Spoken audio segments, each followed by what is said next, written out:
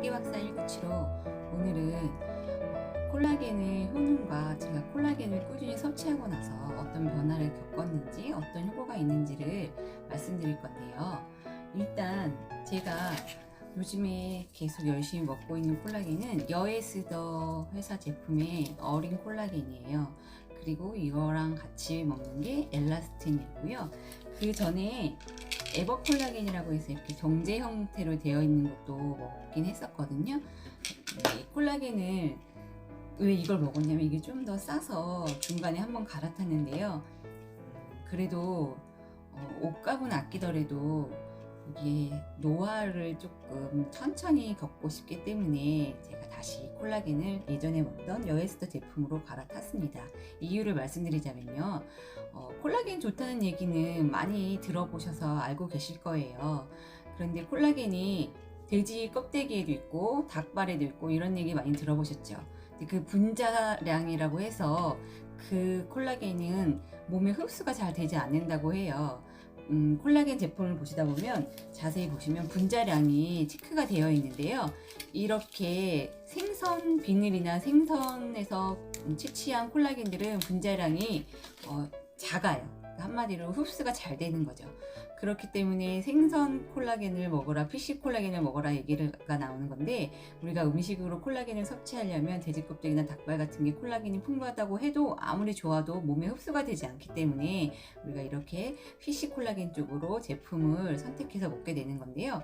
그런 제품들도 너무 많이 나와 있잖아요. 그럼 어떤 기준으로 골라야 하는지 제가 꼼꼼히 살펴보고 딱 네다섯 가지 정도 기준을 한번 정해봤어요.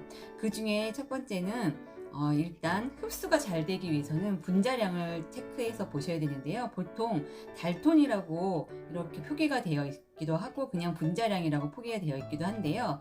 이 콜라겐은 그 일반 식품군으로 분류가 되어 있는 제품들에서는 그 콜라겐의 함량이라든지 이 분자량을 표기하는 게 의무사항이 아니래요. 그래서 기능성으로 인정받지 않은 그 허가를 받지 않은 제품들에는 그 표기가 없었어요. 그래서 제가 그 표기가 있는 제품들을 어떻게 찾아냈는지 그거를 첨부해서 보여드릴게요. 잠시만 기다리세요.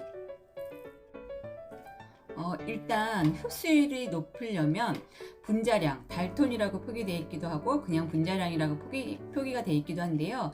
그 분자량이 낮을수록 흡수가 잘 된다고 했어요. 그러면 돼지 껍데기 같은 경우는 분자량이 5만에서 5천 달톤 정도 된다고 하고, 우리가 주로 먹게 되는 피쉬 콜라겐 같은 경우는 1000 달톤짜리도 있고 더 낮은 것도 있는데, 이 분자량이 낮은 것일수록 보시면 가격이 좀 비싸요. 그래서 최소 1000 달톤 이하로 된 걸 드시면 무난하다고 했어요. 그리고 또 두 번째로 체크해 보셔야 될 게 순수 콜라겐 펩타이드라고 이렇게 표기가 되어 있기도 하거든요. 콜라겐 함량을 보셔야 돼요. 가격이 낮지만 콜라겐 함량도 낮다면 흡수가 되든 안 되든 콜라겐 함량이 일단 낮으면 효과가 좀 덜 할 거 아니에요. 그래서 우리가 표기 사항 중에 체크해 보셔야 될 것 중에 첫 번째는 분자량, 두 번째는 콜라겐 함량이에요. 그리고 나머지는 좀 다들 알고 계실 거예요. 생선 콜라겐, 피쉬 콜라겐이 흡수가 잘 된다고 많이 들어보셨을 거예요. 그래서 어디서 유래돼서 만들어진 콜라겐인지, 생선에서 유래된 콜라겐이 흡수가 잘 되니까 세 번째는 어디서 유래가 됐는지, 피쉬 콜라겐이 좋다. 네 번째는 가격이 좀 적당해야 되겠죠. 물론 가격이 비싼 것들 중에 분자량도 낮고 콜라겐 함량도 높은 것들 제품들이 있었어요. 액상 형태가 주로 조금 가격대가 있으면서 분자량도 낮고 또 콜라겐 함량도 높더라고요. 그런데 한 번 먹고 말 것이 아니기 때문에 가격도 조금 적당해야 되고 분자량도 낮고 콜라겐 함량도 높은 거를 위주로 제가 찾아본 거죠. 그리고 나서 예전에는 콜라겐이 건강기능식품으로 허가받지 못했었는데요. 요즘에는 건강기능식품으로 허가받은 제품들이 많이 나와 있어요. 그러니까 건강기능식품으로 이왕이면 허가받은 제품에서 고르는 것이 좋을 것 같아요. 그래야 그 건강기능식품으로 허가를 받은 제품들에는 의무적으로 콜라겐 함량이라든지 분자량이 잘 표기가 되어 있어요. 그거를 꼼꼼하게 따져서 고르는 게 좋겠죠. 그래서 제가 여엘서 콜라겐을 다시 갈아타게 된 거예요. 어제 예전에는 요거를 먹었었는데 계속 먹으려다 보니까 좀 가격이 부담되기도 하고 뭐 이것만 먹는 게 아니잖아요. 그래서 잠시 조금 더 저렴한 제품으로 갈아탔다가 한 해가 더 돼서 나이를 먹고 보니 또 요즘에 좀 피곤하다 보니 좀 얼굴 푸석푸석하고 건조하고 하길래 제가 다시 콜라겐을 분자량도 낮고 콜라겐 그 함량도 높은 여에스터 제품으로 갈아탄 건데, 자, 이 콜라겐을 꾸준히 먹으면 어떤 변화가 있는지, 결과가 있는지 제가 그걸 말씀드리겠다고 했잖아요. 제품들의 콜라겐 함량을 살펴보겠습니다. 이 제품은 1300mg의 분자량이 300달톤이고요. 이 제품은 분자량만 나와 있어요. 콜라겐 함량이 안 나와 있고요. 이 제품 같은 경우는 2200mg. 제가 선택한 제품은 3270mg의 분자량이 510이 되겠습니다. 제가 선택했던 이 제품은 분자량이 500달톤 정도 됐고요. 콜라겐, 펩타이드, 순수 콜라겐 함량이 거의 2900? 뭐 이 정도 됐으니까 콜라겐 함량도 높고 분자량도 낮았어요. 그리고 또 한 가지 제가 이렇게 분자량도 낮으면서 콜라겐 함량도 높은 제품을 찾긴 찾았는데 그거는 소포장이 이렇게 돼 있지가 않아서 통에 들어있더라고요. 그게 먹기가 좀 아무 때나 먹기가 좀 불편할 것 같아서 그거는 제가 나중에 어떤 제품인지 또 말씀드릴 건데요. 제가 한번 먹어보고 괜찮으면 말씀드릴게요. 일단은 제가 효과 본 제품이라서 이걸 말씀드릴 건데요.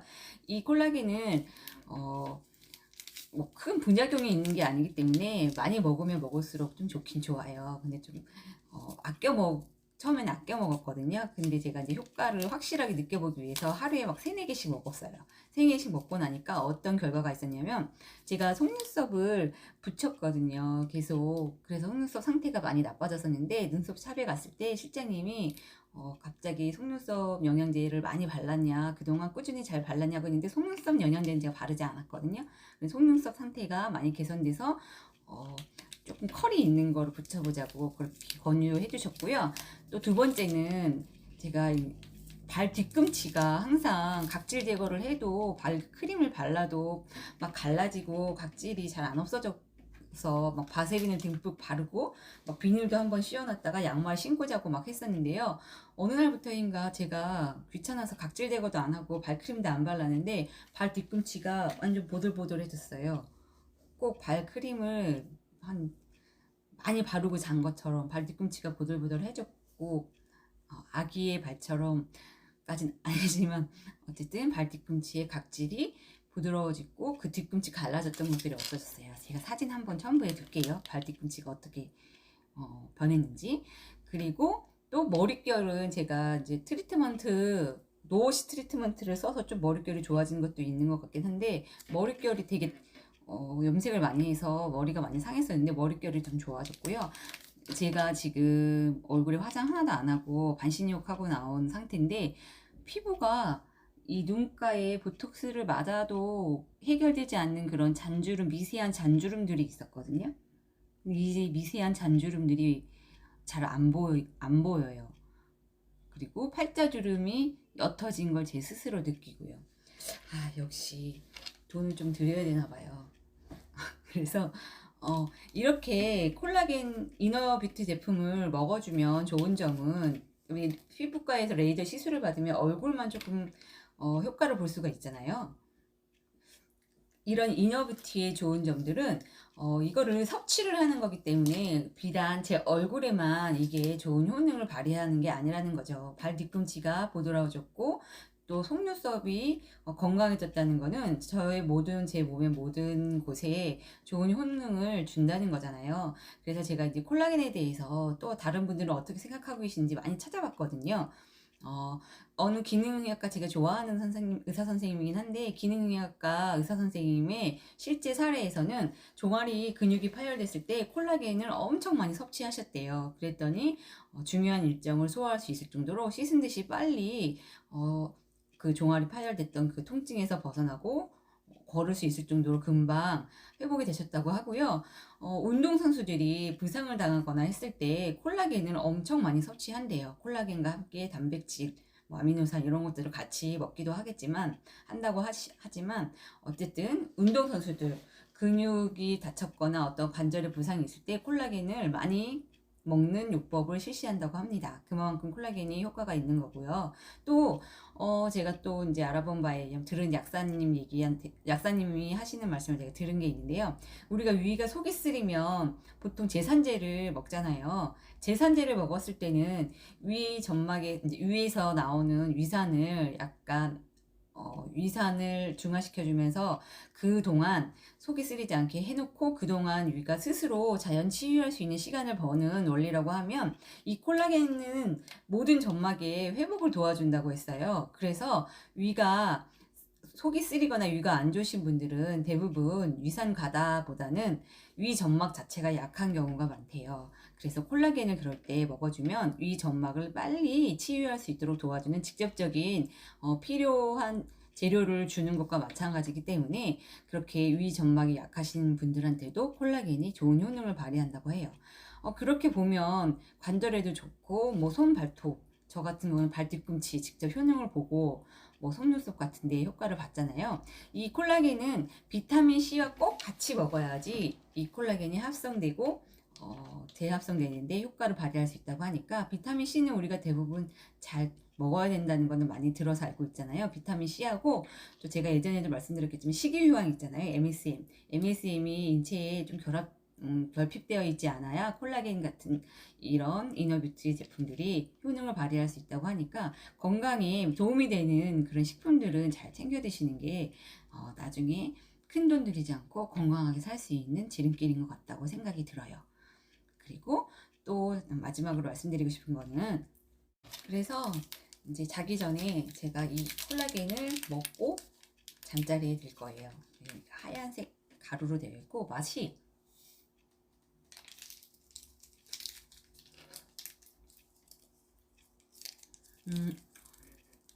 자주 먹을 수 있게 약간 시긴 해요.